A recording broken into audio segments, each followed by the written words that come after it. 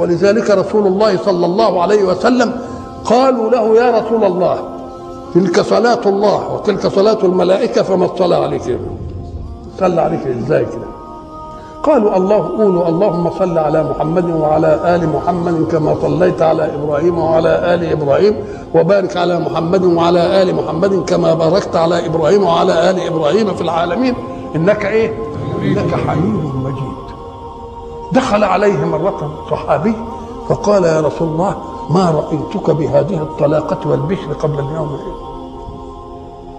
قال إن جبريل جاءني فأخبرني أن من صلى علي صلاة صلى الله بها عليه 10